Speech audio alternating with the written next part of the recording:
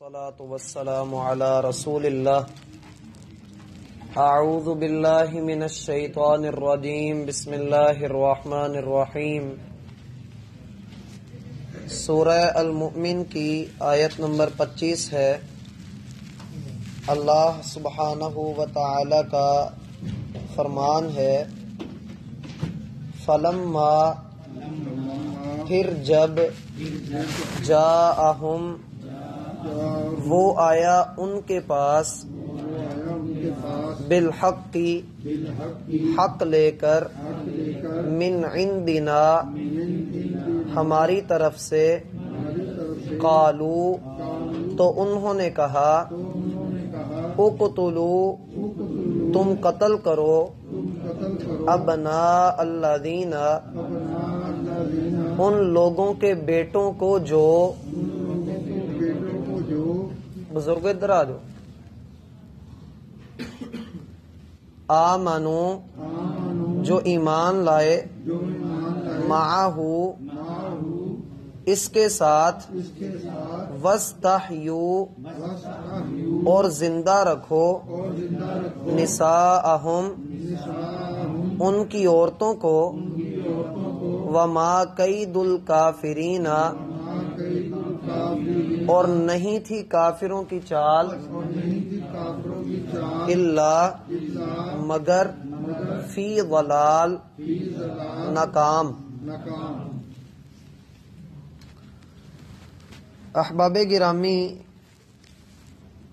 کل کی ملاقات میں ہم نے یہ سبق پڑھا تھا کہ موسیٰ علیہ السلام کو اللہ تعالی نے اس وقت کے بڑے جابر لوگوں کی طرف مبعوث فرمایا۔ فرعون جو سب کا سرغنہ تھا، حامان اس کا وزیر تھا، اور قارون اپنے وقت کا بہت بڑا دولت مند اور تاجر تھا۔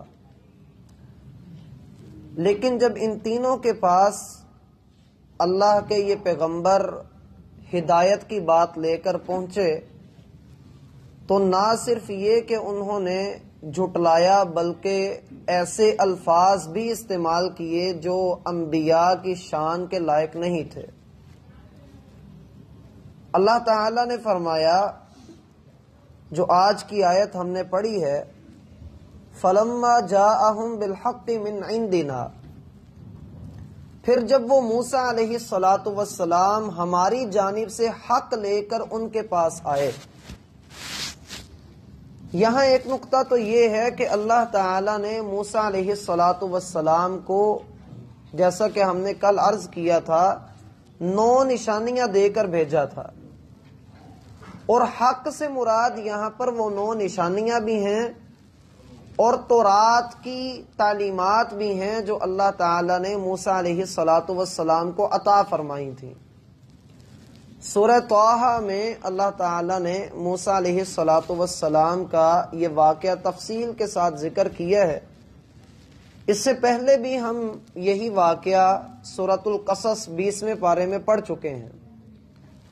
جب موسیٰ علیہ السلام فرعون کے پاس آئے تو فرعون نے پوچھا کہ اے موسیٰ، تم کس کی عبادت کرتے ہو؟ کون ہے وہ؟ تو موسیٰ علیہ السلام نے فرمایا کہ وہ میرا بھی، تمہارا بھی، اور ہم سے پہلے جو لوگ ہیں اور جو کچھ زمین و آسمان میں ہے وہ ان تمام کا رب ہے۔ رب السماوات والارض وما بینہما ان کنتم موقنین، اگر تم اللہ پر یقین رکھنے والے ہو تو تم اللہ کو ہی اپنا حقیقی پالنہار سمجھو گے۔ اللہ تعالیٰ فرماتے ہیں جب ہماری جانب سے وہ حق لے کر آ گئے۔ یہاں دوسرا نقطہ یہ ہے کہ موسیٰ علیہ السلام اپنی طرف سے کوئی بات نہیں لے کر آئے تھے، وہ بات سنا رہے تھے جو اللہ تعالیٰ نے ان کے اوپر نازل فرمائی تھی۔ اور یہ موضوع اتنا حساس ہے کہ اگر کوئی نبی اپنی جانب سے، اپنی طرف سے کوئی بات اللہ کے دین کی طرف منسوب کر کے کر دیتا تو اللہ تعالیٰ کے ہاں اس کی سزا کیا ہوتی؟ سورۃ الحاقہ میں اللہ تعالیٰ اس کی سزا ذکر فرماتے ہیں۔ اللہ تعالیٰ نے فرمایا وَلَوْ تَقَوَّلَ عَلَيْنَا بَعْضَ الْأَقَاوِيلِ، اور اگر آپ، مراد محمد صلی اللہ علیہ وآلہ وسلم، اور اگر آپ ہماری جانب کوئی ایسی بات منسوب کر دیتے جو ہم نے نہیں اتاری، کوئی بات آپ گھڑ کر ہماری طرف لگا دیتے، لَأَخَذْنَا مِنْهُ بِالْيَمِينِ، ہم داہنا ہاتھ پکڑ لیتے، ثُمَّ لَقَطَعْنَا مِنْهُ الْوَتِينَ، پھر ہم شارک کاٹ ڈالتے، فَمَا مِنْكُمْ مِنْ أَحَدٍ عَنْهُ حَاجِزِينَ، پھر کوئی بھی آپ کے پیچھے، آپ کی برادری، آپ کے قبیلے میں سے کوئی آپ کو بچانے والا نہ ہوتا۔ بھائی اللہ نے یہ بات اگر سے شروع کی ہے، وَلَوْ، اور اگر، یعنی ایسا ہوا نہیں تھا، بتایا ہمیں جا رہا ہے کہ اگر تم اللہ کی طرف کوئی جھوٹی بات منسوب کرو گے تو سوچو ایک نبی کا یہ انجام ہو سکتا ہے تو تمہارا کیا ہوگا۔ نبیوں نے تو ایسا کام نہیں کیا، پوری امانت اور دیانت داری کے ساتھ انہوں نے اللہ کا پیغام ہم تک پہنچا دیا، ایک بھی بات انہوں نے رہنے نہیں دی، نہ صرف یہ کہ پہنچایا بلکہ نصیحت بھی کر دی، سمجھا بھی دیا اور پہنچانے کا حق بھی ادا کر دیا۔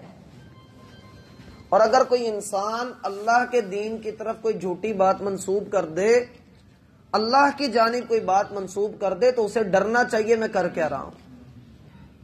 اور تیسرا نقطہ یہاں پر یہ سمجھ میں آتا ہے کہ دنیا بھلے کتنی آپ کے خلاف ہو، جیسے موسیٰ علیہ السلام کو جادوگر بھی کہا گیا، بڑا پکا جھوٹا بھی کہا گیا، اس کے باوجود آپ اللہ کے دین کا پیغام پہنچاتے رہیں، آپ کی صداقت کی گواہی اللہ دے گا، لوگوں کے درمیان آپ کی سچائی کو اللہ ظاہر کرے گا اگر آپ واقعتاً اس کے ہیں، اگر آپ حقیقی طور پر اس کے ساتھ مخلص ہیں، وہ آپ کی گواہی کے لیے لوگوں کو کھڑا کرے گا۔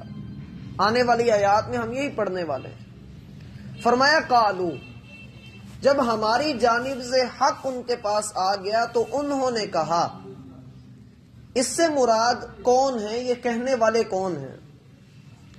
بعض اہل علم کا تو یہ کہنا ہے کہ یہاں پر فرعون، حامان اور قارون ہی مراد ہیں، اور بعض نے کہا کہ قرآن کی دیگر آیات کو دیکھا جائے اور آگے بھی آ رہا ہے کہ یہاں پر مراد فرعون، قارون، حامان اور ان سب کے وزیر بھی ہیں، ان کے چاہنے والے، ان کے چمچے کھڑچے بھی ان کے ساتھ ہیں جو یہ بات آگے کہنے والے ہیں۔ وہ بات انہوں نے کیا کہی، اقتلوا ابناء الذین آمنوا، ایمان لانے والوں کے بیٹوں کو قتل کر دو۔ آپ جانتے ہیں کہ موسیٰ علیہ السلام کی پیدائش سے پہلے فرعون یہ فیصلہ دے چکا تھا کہ بنی اسرائیل کے بیٹوں کو قتل کر دو اور عورتوں کو زندہ رکھو، لیکن پھر بھی اللہ تعالی نے اپنی کمال قدرت کے ساتھ انسان کی چال کو ناکام کر دیا۔ موسیٰ علیہ السلام کی پیدائش ہو گئی، موسیٰ علیہ السلام اللہ کے نبی بن گئے۔ اب جب اللہ کے نبی بن کر یہ آئے اور انہوں نے لوگوں کو اللہ کے دین کی دعوت دی تو دوسری مرتبہ یہ تجویز دی گئی کہ موسیٰ کو روکنے کے لیے ان لوگوں کے بیٹوں کو اب قتل کر دو جو ایمان لائے ہیں۔ یہ یعنی دوسری مرتبہ کا کہا جا رہا ہے، پہلی مرتبہ نہیں ہے، یہ دوسری مرتبہ ہے۔ یہاں پر آمنو کا لفظ ہے، الذین آمنو، قتل کرو ان لوگوں کے بیٹوں کو جو ایمان لائے ہیں، یعنی ایمان والوں پر ایک آزمائش آ گئی۔ اور دوسرا یہ ہے وَاسْتَحْيُوا نِسَاءَهُمْ، اور ان کی عورتوں کو زندہ رکھو۔ اس میں عورتوں سے مراد ان کے گھر والیاں ہیں، ان کی بیٹیاں ہیں، مقدس رشتے ہیں، ان کو زندہ رکھو۔ یہ اصل میں اشارہ ہے کہ بعد میں ہم ان کو اپنی لونڈیاں بنا کر رکھیں گے، اپنی باندیاں بنا لیں گے۔ اللہ تعالی نے فرمایا وَمَا كَيْدُ الْكَافِرِينَ إِلَّا فِي ضَلَالٍ، مگر کافروں کی جو چال تھی سوائے گمراہی کے، سوائے ناکامی کے اور کچھ نہ تھی۔ اس سے کیا مراد؟ کیا اس تجویز پر عمل ہوا یا نہ ہوا؟ تو قرآن ہمیں یہ بتاتا ہے کہ وہ یہ صرف تجویز ہی پیش کر سکے تھے، عمل نہیں کر سکے تھے۔ اللہ تعالی نے اس پر عمل ہونے سے پہلے ہی، اس کی تفصیل ایسے ہے، مختصراً عرض کرتا ہوں، آگے یہ تفصیل نہیں آئے گی۔ 19ویں پارے میں اللہ تعالیٰ نے یہ تفصیل ذکر کی ہے کہ پھر ہوا یہ کہ موسیٰ علیہ السلام راتوں رات اپنی قوم کو لے کر نکل گئے. جب نکلے تو فرعون ان کے پیچھے بھاگا، اور پھر جب سمندر انہوں نے دریا کو کراس کر لیا، فرعون بھی پیچھے آیا، تو وہاں پر اللہ نے اس کو غرق کر دیا. وہ اپنی اس بات پر عمل نہیں کر سکے، صرف یہ تجویز ہی پیش کی تھی. یہاں ایک نقطہ یہ بھی سمجھنے کا ہے کہ اللہ تعالی نے یہاں پر عورتوں کو زندہ رکھنے کی جو بات ذکر فرمائی، اس میں بنی اسرائیل کی غیرت کی طرف اشارہ ہے کہ بنی اسرائیل والوں ذرا غیرت کرو کہ وہ لوگ تمہاری عورتوں سے کیا کرنا چاہتے ہیں. اس لیے ایمان کو تھام کر رکھو اور موسیٰ علیہ السلام جو حق اللہ کی جانب سے لے کر آئے ہیں اس کو قبول کر لو. دوسرا نقطہ یہاں پر یہ ہے کہ ایمان والوں پر ایسی آزمائشیں ہر دور میں آتی رہی ہیں. کبھی ان کے بیٹوں کی قربانیاں، کبھی ان کی عورتوں کا باندیاں بنا لیا جاتا ہے، کبھی جان کے نذرانے پیش کرنے پڑتے ہیں. اور یہ صرف انبیاء نے نہیں، بعد میں صحابہ کرام نے، سلف صالحین نے ایسی بے شمار قربانیاں پیش کی ہیں.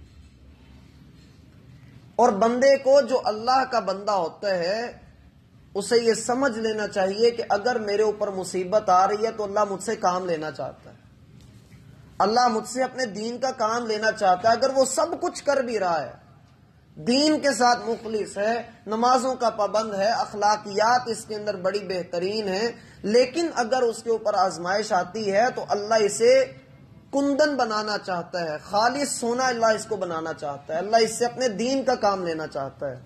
اور پھر کافر لوگ، آپ کے مخالف لوگ جتنی مرضی چالیں چل لیں، اللہ ان کو ناکام کرنے والا ہے. اللہ تعالیٰ قرآن میں فرماتے ہیں وَقَدْ مَكَرُوا مَكْرَهُمْ وَعِنْدَ اللَّهِ مَكْرُهُمْ. وہ لوگ اپنی چالیں چل رہے تھے اور اللہ نے اپنی تدبیر کی ہوئی تھی. وَمَكَرُوا مَكْرًا وَمَكَرْنَا مَكْرًا وَهُمْ لَا يَشْعُرُونَ. انہوں نے بڑے بڑے مکر کیے، لیکن ہمارا منصوبہ اور ہماری تدبیر اس قدر کمال اور لازوال تھی کہ ان کو اس کا اندازہ ہی نہیں تھا. اللہ تعالیٰ کے ہاں بندے کو اس بات پر دعا کرنی چاہیے جو نبی علیہ السلام کی بڑی خوبصورت دعا ہے. آپ دعا کیا کرتے تھے ربی اعنی ولا تعن علی. اے اللہ میری مدد فرما اور میرے خلاف کسی کی مدد نہ کر. منصرنی ولا تنصر علی. اور میری نصرت کر، میرے خلاف کسی کی نصرت نہ کر. وامکر لی ولا تمکر علی. اے اللہ میرے لیے منصوبہ بندی کر، کسی کو اتنی ہمت نہ دے کہ وہ میرے خلاف کوئی چال چل سکے. وانصرنی علی من بغى علی. اور میری مدد فرما جو میرے خلاف آنا چاہتا ہے، جو میری بغاوت کرنا چاہتا ہے، اللہ اس کے خلاف میری مدد فرما. وانصرنی علی من بغى علی واہدنی ویسر ہدای الی. اے اللہ مجھے ہدایت دے اور ہدایت کے رستے کو میرے لیے آسان فرما دے. یہ دعا کافی لمبی دعا ہے، لیکن موضوع کی مناسبت سے یہاں تک اللہ کے رسول صلی اللہ علیہ وآلہ وسلم کی یہ دعا ہر بندے کو کرنی چاہیے. اللہ تعالی ہم پر اپنی رحمت فرمائے اور ہمارے خلاف ہونے والی چالوں کو، حاسدوں کے حسد سے ہمیں محفوظ فرمائے. الصلاۃ والسلام علی رسول اللہ